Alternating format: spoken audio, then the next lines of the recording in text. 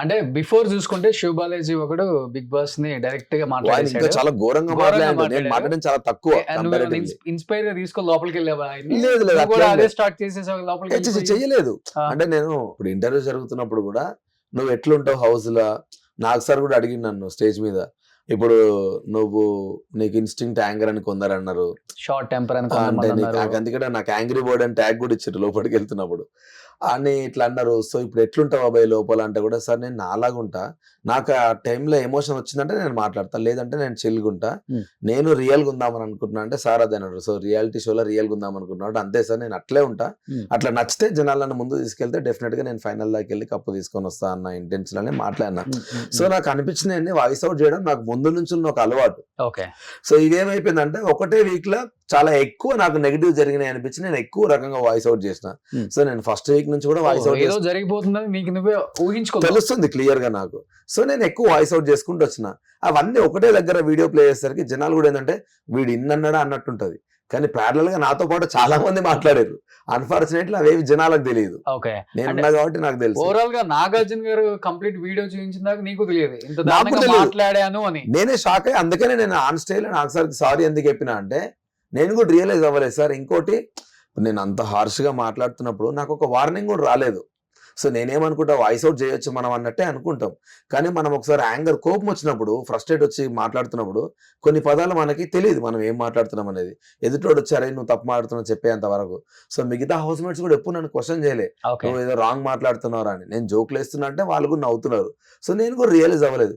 Sudden గా అన్ని వీడియోలు ఒకసారి చూసేసరికి నేను షాక్ అయిపోయినా, ఏంది ఇన్ని జరిగినాయి అని. దాంట్లో ఒక 60-70% మేము జోక్ గా మాట్లాడుకున్నాయి చాలా వరకు, కానీ స్టార్టింగ్ మాట్లాడింది సీరియస్ గానే మాట్లాడినా. సో అవన్నీ ఒకటే దగ్గర ప్లే అయ్యేసరికి జనాలందరూ వీడు కంటిన్యూస్ గా బిగ్ బాస్ నే తిడుతున్నా అన్న ఇంటెన్షన్ లోకి వెళ్ళిపోయారు, కానీ అక్కడ జరిగింది వేరే. కానీ బిగ్ బాస్ లోపల ఉన్నప్పుడే బిగ్ బాస్ ని అన్ని మాటలు నచ్చావు కదా, బయటకు వచ్చిన తర్వాత ఎస్ఎం ఇది కూడా బిగ్ బాస్ ఎట్లాగే ఉంది కాబట్టి ఇప్పుడు ఒకసారి ఏమంటావు ఒకసారి బిగ్ బాస్ నన్ను? అలా బిగ్ బాస్ ఏమన్నా అంటే ఇప్పుడు నాకు సంచలక దగ్గర కూడా నేను మాడిందంటే వాళ్ళకి సంబంధం లేదు, వాళ్ళకి అర్థమైతలేవు రూల్స్, వాళ్ళకి వదిలేసే నాకు సంబంధం లేదు. నాకు నువ్వే రెస్పాన్సిబుల్, ఎందుకంటే నీదే గేమ్ కాబట్టి నువ్వే రెస్పాన్సిబుల్. వాళ్ళు తప్పు ఆడుతున్నారు, నువ్వు నాకు రూల్ చెప్పాలి, చెప్పకపోతే నేను గేమ్ ఆడా, నన్ను ఏమన్నా చేసుకో అని చెప్పి మాట్లాడాను. ఎందుకంటే తెలుగులో క్లియర్ గా కనబడుతుంది, ఆ తెలుగు కరెక్ట్ కాదంటారు నేను మాట్లాడేది. సరే నాకు తెలుసురా ఎవిడెంట్ కనబడుతుంది అంటే వాళ్ళు వినరు. సో ఆల్రెడీ ఒక రూల్ వెళ్ళింది సంచాలక్ డెసిషన్ ఫైనల్ అని. సో నువ్వు సంచాలక్తో ఎంత మొత్తుకున్నా వాళ్ళ డెసిషన్ మార్చరు.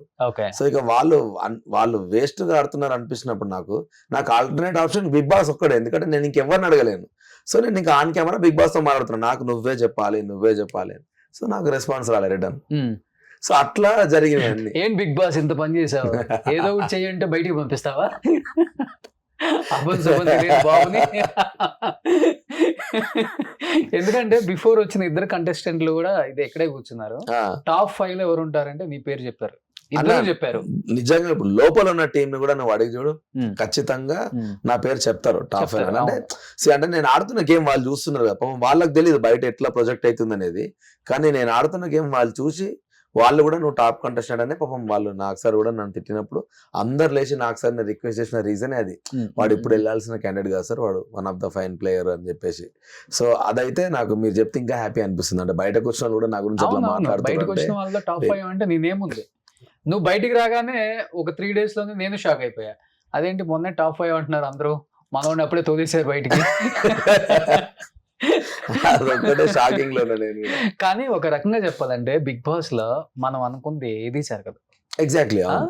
మనం ఎవడైతే టాప్ 5 అంటామో, ఎవడైతే టైటిల్ విన్నింగ్ అంటామో వాడే ఈ వీక్ వచ్చేస్తాడు. ఎగ్జాక్ట్లీ.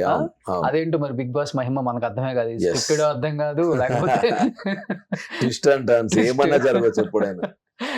నీ విషయంలో ఏం జరిగిందని చెప్పింది, స్క్రిప్టెడ్ గా అనిపించిందా లేకపోతే జెన్యూన్ ఫెయిర్ ఎలిమినేషన్ అనిపించిందా? నా విషయంలో నాకు ఎక్కడో మిస్ఫైర్ అయితే జరిగింది, ఫెయిర్ అయితే నాకు అనిపించలేదు. ఎందుకు అనిపించలే అంటే నేను మనుషులతో మంచిగా ఉన్నా అని నాకు పదాలు 2-3 ఫ్లిప్ అయినా అన్న మాటలే తప్ప, కానీ మిగతావన్నీ నేను సరదాగా మాట్లాడినాయి. ఇప్పుడు అక్కడ ఉన్న వాళ్ళంతా మాక్సిమం తెలుగు హాఫ్ వచ్చిన వాళ్ళే, ఫుల్ తెలుగు వచ్చిన వాళ్ళు ఒక 3-4 ఉన్నారు, మిగతా వాళ్ళంతా సగం తెలుగు వచ్చిన వాళ్ళే. సో వాళ్ళు వాళ్ళ స్టైల్లో వాళ్ళు జోక్స్ వేస్తున్నారు, నాకు కొంచెం సర్కాజం ఎక్కువ, నేను ఇంకొంచెం ఎక్కువ జోక్స్ వేసిన. సో జోక్స్ పక్కన పెడితే నేను సీరియస్ గా మాట్లాడే హానెస్ట్ గా లోపల ఒక ఫుల్ పెయిన్ తో నేను మాట్లాడిన మాటలే, నేను మాట్లాడిన పదాలు తప్ప నేను అంటున్నా. కానీ అది కాకుండా అంటే ఆ 3 days ఏదైతే మీకు చూపించారో అది కాకుండా Mm. మిగతా 18 days నేను ఎంత మంచిగా గేమ్ ఆడితే తప్ప జనాలందరూ నాకు సపోర్ట్ చేయరు. సో హౌస్ మేట్సే నాకు హౌస్ లో వీడు ఉండాల్సినోడు వెళ్ళాల్సిన క్యాండిడేట్ కాదు అన్నప్పుడు డెఫినెట్ గా నాకు అన్ఫేర్ అన్న ఫీలింగ్ నాకు వచ్చింది. అంటే ఆ ఒక్క తప్పుకి పంపాక నాకు ఒక్క వార్నింగ్ ఇచ్చుంటే డెఫినెట్ గా ఇప్పుడు ఒకసారి వార్నింగ్ ఇస్తే మనం ఎందుకు చేస్తాం బ్రో ఇంకోసారి. చేయం సో కదా, నాకు ఆ వార్నింగ్ రాలేదు, ఇవ్వలేదు ఆయన కూడా. ఎగ్జాక్ట్లీ రాలేదు. ఆ Mm. రెడ్ కార్డ్ వచ్చి మళ్ళీ నన్ను ఆపేది చూసినావా. సో నేను అదే వార్నింగ్ అనుకున్నా, ఇదే వార్నింగ్ కదా. నేను కెమెరాతో అదే ఉన్నా, ఈ వార్నింగ్ తోటి డెఫినెట్ గా కనుక నేను హౌస్ లో ఉంటే ఫినాలే వరకు నేను బయటకు రాను, ఏమన్నా జరగని అని Mm. నేను స్ట్రాంగ్ గా ఫిక్స్ అయిపోయినా. Okay. కానీ సాటర్డే రోజు ఇంకా అదే సండే ఎపిసోడ్ లో రావాల్సి వచ్చింది. కానీ ఫస్ట్ టైం నీ వల్ల రెడ్ కార్డ్ చూసారులే. అదొకటి ఉంది, రెడ్ కార్డ్. కానీ నేను ఫీల్ అయింది ఏంటంటే రెడ్ కార్డ్ ఇచ్చినంత క్రైమ్ అది కాదు అంటే. కాదు, రెడ్ కార్డ్ అవును, చాలా అవును. పెద్ద ఏదో ఘోరమైన అది చేస్తే వస్తుంది.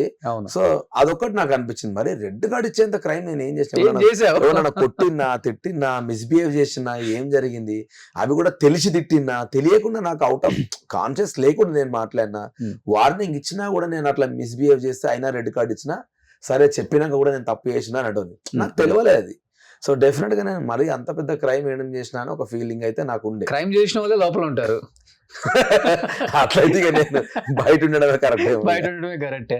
కానీ ఉన్నది ఉన్నట్టు మాట్లాడే వాళ్ళు లోపలికి పెట్టుకోరు అసలుకి, అవును అవును. చాలా హానెస్ట్ గా ఉంటారు. అవును, ఆ అవును. టైంలో ఉండే ఆ 5 minutes 10 minutes అంతే అంతే, యాంగర్ అది ఆ యాంగర్ అంతే. అంతే. అవును అవును నీకుంది కూడా అదే, అవును, ఎగ్జాక్ట్లీ. దాన్ని ఇంకోలాగా పోర్ట్రేట్ చేశారన్నమాట. సో బయటకు అదే వచ్చినట్టుంది. ఆ. ఎందుకంటే మా వాడు 3-4 days మొత్తం నీ ప్రోమోలే పడుతున్నారా అంటే, అరే నేను 3-4 days పెద్ద టాస్క్ జరిగింది 1.5 day, 3-4 రోజులు ఎందుకు వచ్చినారా ఇంతగానం నా గురించి అని నేను కూడా షాక్ అయినా.